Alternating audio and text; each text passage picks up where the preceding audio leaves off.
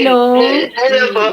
Magandang Hello po. magandang umaga. Ngayon po ay nandito po tayo sa ating Windras Tarot serye. Ito, ano to, live po ito. Isa ka sa mapalad na napili kasi pumayag ka na maging part ng aming content kung saan buong mundo ay makakapanood. Okay lang, di ba? Yes. Live ito. So, natutuwa kami Okay. kasi dito sa sitwasyon ito, ikaw ay isa sa pinakamatapang na humarap. Di ba napakatapang mong humarap para basahan ka ng aming tarot.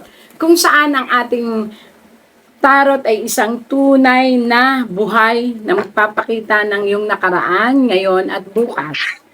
Yes. Okay po. Dito, gagampanan natin ang isang tunay na nag-uusap. So, ang gagawain natin, kagaya ng isang ordinaryo nagtatarot, kukunin ko ang buong pangalan mo, apelido mo, birthday mo. Lalaksan mo ito ha, at ito ay ipopost. Para sa mga nandyan po sa starting pa lang po natin to, sila po ay mga libre. Hindi sila nagpa-appointment, sila mismo ay nagkusang loob na pumayag na ihayag sa mundo ang kanilang tarot, buhay na tarot. Ayan na, bakbakan na tayo. Ready ka na? Opo. Ayan. Again and again, ha? Ito ay maririnig ng buong mundo, kaya ito ay kagustuhan mong ilahad ito, ha? Kung may mabasa ang tarot, take it. Kung may pangit, tanggalin. Kung maganda, pagpatuloy, ha? Kinabahan. Kinabahan ka bigla? O sige, magbigay ka sa akin ng pangalan. Kailangan yung pangalan mo, yun mismo nasa birth certificate, ha? Walang alias at walang, anong tawag dito? Gamit na name. Sige, lahat. Legit ito, ha? O sige. Sabihin mo ang buong pangalan, apelyido, birthday. Ako si Rudy Lynn Pantalyon, ay Madriaga Pantalyon, August 21, 1983. Narinig niyo pa po. Oo, tama. Magbigay ka ngayon sa akin ng isang number na favorite mo, 1 to 10. 30? Ay, 8. 8, okay. Tandaan mo ha, ang lahat ng mababasa rito ng tarot ay ikaw. Ikaw makapagsasabi kung tama o hindi. Ang hinihiling ko lang, magpakatotoo, sabihin kung tama ang sinasabi ng tarot. Kung may hindi maintindihan, magtanong, i-explain ko. Kasi ako ay interpreter lang ng tarot at ng buhay mo. Okay? Sige. Apo. Sa kinuha mong 8 at kinuha mo na at sinabi mong birthday, ayon sa aura ng birthday mo, you are so focused on family ties. Ipaglalaban mo ang pamilya through death and pain. Tama? Apo. At kaya ka ngayon nariyan kasi nagsasakripisyo ka para sa pamilya mo. Tama? Tama po. Malayo ka no? Nasaan ka? Nasa Hong Kong po ako. See? Nakikita lahat ito. Diba? So, dito, nagdadalawang isip ka, napapagod ka na, pero ayaw mong sumuko. Actually, may problema kang inaayos sa pamilya. Tama, mali? Tama na yan. Pwede ka nito umiyak, pwede ka lahat ng i-express mo. Pwede, ito yung makakagaan sa iyo kasi sa totoo lang nalilito ka na. Kasi naiipit dito ang personal mong sarili at pamilya. Tama? Opo. Mahirap pumili between pag-ibig, pamilya at career. Correct. Pero ayon sa tarot, ayaw mo na may mawala sa pamilya, kaya hanggang ngayon, pinifeel mo, ginagawa mo ang lahat para intact silang lahat, pati na ang emosyon at puso mo. Pero ipit na ipit ka kasi may naghahanap ng oras at panahon mo. Galing. Opo. Correct. At ayon dito sa tarot, hindi ka pwedeng mamili. Kasi may iiwan at iiwan ka. At doon, ayaw ng tarot makialam sa'yo. Kasi, ang hiling lang naman ng taong to, siya naman ang pansinin mo. Oh. Tama. Correct nga. Opo, tama. Naaawa ako sa'yo bilang isang tarot reader kasi hindi mo alam saan talaga ang point of view mo ng pagpili. Puso mo ba, na pamilya mo, na personal, o buong pamilya mo? So, pareho silang mahalaga sa'yo. Actually, hindi mo pinapansin, kaya ka nakaganyan, ikaw yan. Hindi mo pinapansin ang pagod, hirap at layo. Ang pinapansin mo ngayon ay kung sino ang pipiliin mo between sa dalawang taong mahalaga sa puso mo. Opo. Tama. Yun Tama talaga po. ang pinakamatinding pagsubok ngayon sa'yo. Tama, mali? Tama po. Tama po. So, ito ang ipinakita ng buhay mo noon, ngayon. Ito ang bukas. Kung ano man ang sasabihin ng tarot, depende pa rin sa iyo, ha? Tandaan mo mabuti. Ang kaligayahan mo, dala mo. Ang pamilya mo, nandyan. Ang minamahal mo, nandito sa tabi. Tama, mali? Tama. Waiting lang siya sa desisyon mo.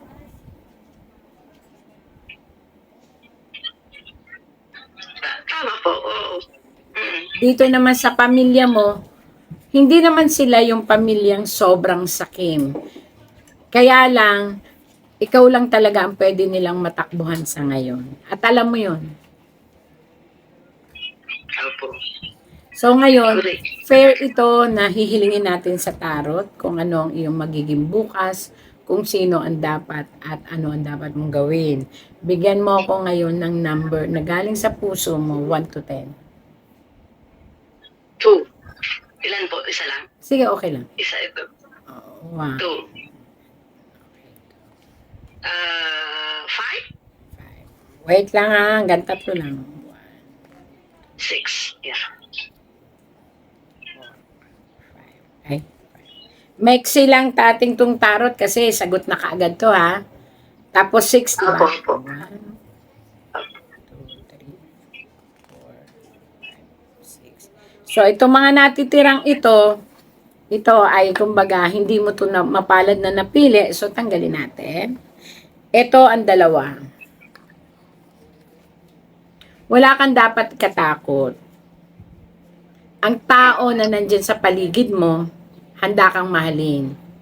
Kaya lang ikaw mismo ang natatakot kasi hindi mo alam kung kaya rin yan tanggapin ang mga obligasyon mo. Ay, correct po. Correct. Tama, mali? Tama. Ayan. Yan siya ha. At may isa pang gumugulo sa isipan mo ha. Hindi mo alam kung hanggang saan ang katotohanan sa kanya. Oh. Pinag-aaralan mo bawat galaw niya. Kung siya ay nakalimot na sa nakaraan. Tama, mali? Tama. Yan yun. So ito, pinapakita ngayon ito nangyayari sa'yo. Dito mo sabihin, tama o mali lahat itong mga nauna. Tama po. Okay. Kaya nasusugatan ang puso mo kahit ikaw, hindi ka pa nakalalampas sa mga nakaraan mong relasyon kung saan nasaktan ka. Hanggang ngayon nandun ang takot mo. 3 pag-ibig ang nanakit sa'yo. Yung iba is kaibigan at mismong pamilya. Niloko ka. Financial ito ha. Correct po yan, correct. At ang Tama huli po, tama. ay yung dati mong naging karelasyon na nawala na lang. Opo. Ayan, yan. Kaya 3 yan. Awa naman ako sa iyo. Ang kinatatakutan mong career nasa sayo kung mag stay ka pa o hindi kasi ang gusto mo mag-cross country.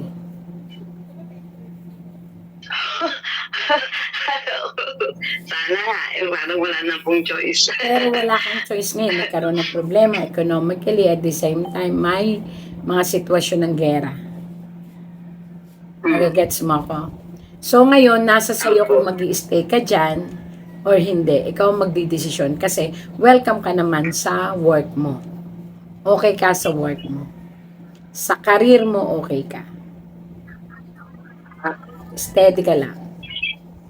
Kaya lang, ang hinahanap mo ngayon talaga, ang mas main mo talaga, is ang makapili ng tama. Kasi, feeling mo, nawawala ka na sa kalendaryo at kailangan mo nang mag-stable.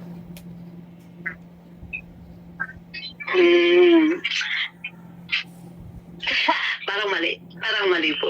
Sige, sige. Sabihin mo at ipapaliwanag ko. Parang stable naman ako. Parang ito Hindi ito po stable sa papaboran pera, ha? kasi, Stable to sa pag-ibig, kaya dalawa yan. opo, Oo, ang ibig stable sabihin... naman po ako sa pag-ibig. Oh, hindi. Wait ha, papaliwanag ko sa'yo. Kaya mas maganda itong ganito na napapaliwanag. Ang ibig dito na stable is within the family at ng minamahal mo. Ayan, oh. Oh, okay po. Nagets mo na. Stable naman po ako sa minamahal ko. Opo, Oh, opo. ang ibig sabihin, Opo. stable ka sa minamahal mo, pero sabi nga ng tarot kanina, hindi mo alam kung kaya niyan tanggapin ang routine ng pamilya mo na hindi mo sila kayang bitawan. Correct. Yun yung sinasabi ko na stable, ha? Hindi yung stable na Opo. wala ka o ano. 'Di ba? Sabi nga kanina ng tarot, nandyan lang siya. Pero nalilito ka. Whether, ayan o, namimili ka o, binabalansi mo. Kasi hindi po pwede. Ang gusto niya kasi, complete family. Pag sinabing complete family, focus ka na. Focus kayo pareho. Hindi mo pa kayang mag-focus kasi may obligasyon kang pinangako. Tama, mali. Tama po. So, yun, unstable talaga. Malawak kasi ang tarot, kaya sinasabi ko nga sa'yo, pag may hindi ka naintindihan, tanungin mo ko at ipapaliwanag ko. Doon ko natin malalaman. Hindi ka pwedeng bumitaw kasi pag bumitaw ka, may matatamaan na kailangan ng medikasyon. Ayan, oh. Sa pamilya mo to. Yeah, I see. Okay po. Nagets ko. Nagets ko na. Nagets mo na. Opo, nagets ko. Pero Nagets ko na. kinakailangan mo ring bigyan ng definition ang oras at panahon mo. Hindi po pwedeng puro pamilya mo ang iisipin mo. Correct. Correct po. Napapagod siya o naiinip siya, di lang niya sinasabi sa'yo. Ito, minsan nyo na ito napag-usapan. Opo. Kaya lang, nirirespeto ka niya kasi ikaw, breadwinner ka ba? Kasi meron namang ibang pwedeng tumulong pero ikaw ang focus. Hindi naman po ako ang breadwinner. Kaya Hindi. nga, bakit ikaw masyadong focus? Parang ako lang. Hindi nga Mabait pwede. lang siguro ako. Yan ang maganda sa tarot natin, pagagalitan ka. Hindi po pwedeng ganun. Hindi po pwedeng ganun. Pwede kang tumulong, Hindi pala pwede. pero hindi, ibig sabihin, wag mong tanggalin ang pagtulong, pero ibalansin mo. Now, ano Makwan po kasi ako. Ha? Magaan yung loob ko. Parang ayokong may mapahiya. Parang ganun. Pero minsan nagdadamot din ako. Kung wala talaga akong maibigay. Kaso, Ganun. nakita Pag wala ka akong maibigay, dito, ito talaga. ang dami niyong plano, pero hindi lahat maumpisahan kasi nga, nakakapos dahil parang ang pera mo lumalabas palagi. Correct. Kaya yun ang gusto niya sabihin sa'yo. Kaya lang, di niya masabi kasi ayaw ka naman niya masaktan. Pero choice mo na yun, be. Sabi dito ng tarot, ito ang maganda sa tarot natin. Nagpapayo ito. Choice mo ang maging masaya. So, balansihin mo Correct. lang ang lahat ng bagay, walang maiiwan. Opo. At saka, be, kailangan mo magpa-alaga sa OB/GYN, ha? Bakit po? I don't know. Lumabas dito sa tarot, para mag-conceive ka sa womb mo, kailangan i-stable ang womb mo.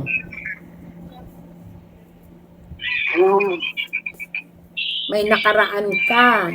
Hindi na natin to sasabihin dito. Alam mo na yon. Hindi ko na yung sasabihin. Correct. Okay lang ba yon na sabihin ko? Wag na, wag na. Naintindihan kita. Naintindihan, oo. Ang galing niyo po. Oo, yun na lang. Pero kinakailangan mo na pagsisihan ito, ha. Ipagdasal mo ito. Kailangan mo ng pagpapatawad sa, alam mo na yon, kasi kinakailangan mo, hindi mo din naman kagustuhan yun eh, kung bakit nawala siya. Ha? Bata ka pa nun. Galing ah.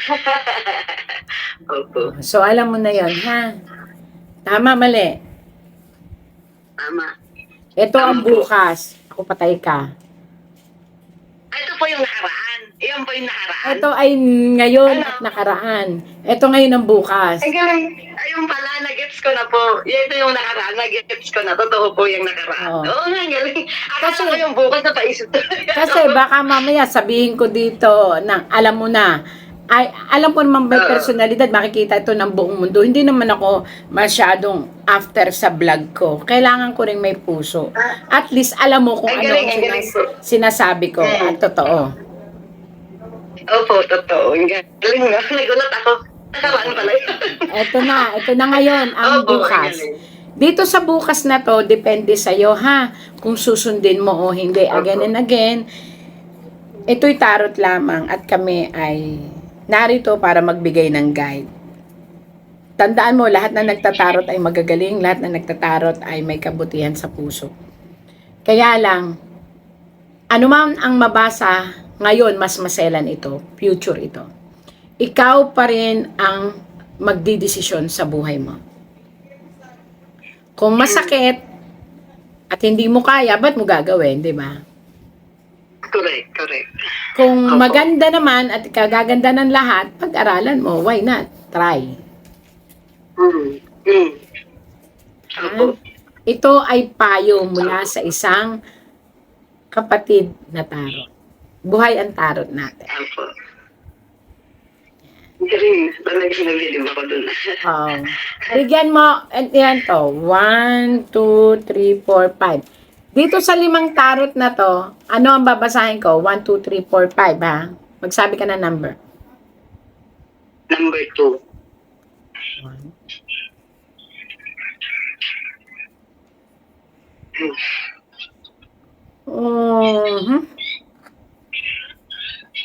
Conquer your fear. Labanan mo ang takot mo. Humarap ka sa iyong sarili. Humarap ka sa salamin. Ano ba talaga ang gusto mo? Pero ang sabi mo dito sa tarot, ang gusto mo ay makita ang sarili mong may pamilya na buo ng future kasama ng minamahal mo. Pero dapat mong bigyan ng limitation ang lahat ng bagay sa iyo kasi hindi po pwedeng puro pag-ibig. Kailangan nyo rin ng pundar. Opo. Correct. So ito, ibibigay sa iyo ng tarot ang pagdidesisyon sa pagbabudget financially. Meron kayong looking forward sa isang lupa na nais nyong mabili? Kung saan ito ay kinakailangan mong basically gawa ng paraan at ito ay sa Pilipinas. Correct. Ikaw na bahala dito. Ito ay future. Ibig sabihin mangyayari to. Kung yung sinabi ng tarot, gagawin mo. Kalimutan mo na rin ang nakaraan ng iyong minamahal. Kasi ito ay bangungot na laging pumapasok sa isip mo at tumatakot sa'yo. I-let go mo na kung ano man ang takot sa puso mo, ha?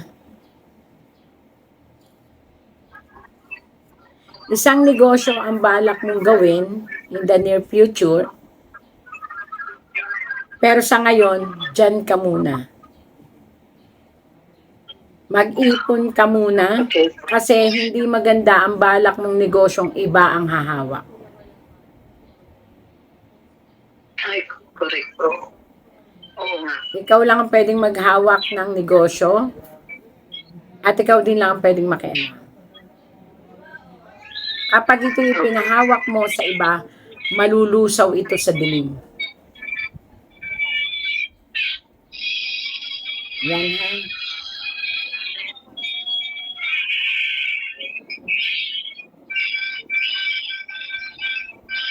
Ingatan mo ang minamahal mo. Itanong mo sa kanya ano nararamdaman niya sa mga joints at paa niya, pati sa sikmura niya. Kausapin mo siya. Saka mo ako kontakin. There's something wrong.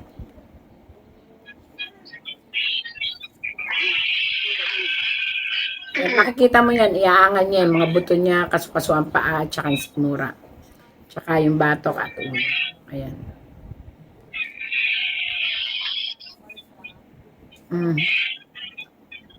Hindi ko alam kung sino to, pero may edad na, matanda na. Pero maaring lumisan ito. Eh, lahat naman doon papunta, di ba? So, pa-check up nyo agad para hindi ito mapunta. Ito ay kadugo. I don't know kung sa part ito ng mahal mo o sa'yo, pero ito ay isang paglisan ngayong taon na to kung hindi siya maaagapan. So, kung may kilala kayong may edad na partido ng pamilya, kailangan nyo siyang ipa-check up agad para hindi ito mangyari. Maagapan ba? Blood clot, stroke. Okay po. Yan. Sa ngayon, Galing. ano ngayon ang makikita mo at anong masasabi mo sa ating pagtatarot?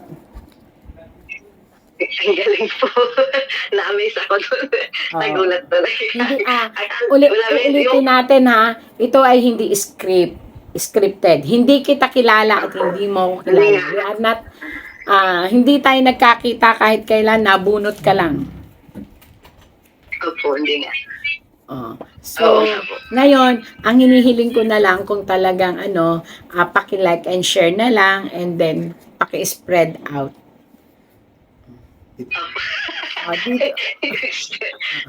Okay, walang problema. Dito na po nagtatapos ang ating libreng tarot reading ng Windra Sere. Opo, Windra Tarot. Salamat po. Thank you. Salamat po, ma'am. Salamat. Galing. Galing po.